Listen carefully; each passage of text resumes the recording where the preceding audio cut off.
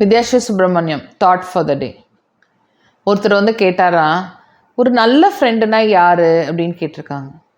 அப்போ அவர் சொன்னாரா, ஒரு நல்ல ஃப்ரெண்டுனா யார் தெரியுமா, நீ வந்து கீழே விழுகும்போது யாருமே கவனிக்காத போது அந்த ஃப்ரெண்டு வந்து உன்னை தூக்கி விடுறான் பாரு, அதுதான் நல்ல ஃப்ரெண்ட் அப்படின்னாங்களாம்.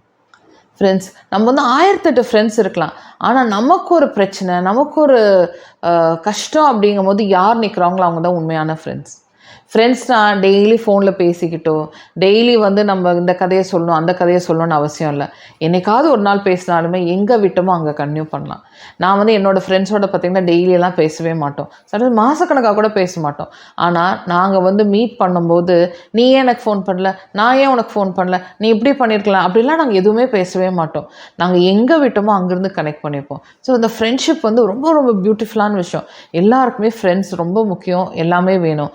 ஆனால் என்ன மாதிரி ஃப்ரெண்ட்ஸ், எத்தனை குவான்டிட்டி, நீங்கள் எத்தனை ஃப்ரெண்ட்ஸ் இருக்காங்கன்னு நீங்கள் சொல்கிறதோட எத்தனை குவாலிட்டியான ஃப்ரெண்ட்ஸ் இருக்காங்கிறது ரொம்ப ரொம்ப முக்கியம்.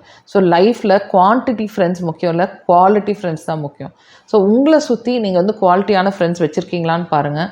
அந்த குவாலிட்டியான ஃப்ரெண்ட்ஸ் உங்களுக்கு எதுக்கு வந்து நிற்பாங்க அப்படின்னு சொல்லிட்டு அஷ்யூர்டாக நீங்கள் இருக்கீங்களான்னு பாருங்கள். ஓகே.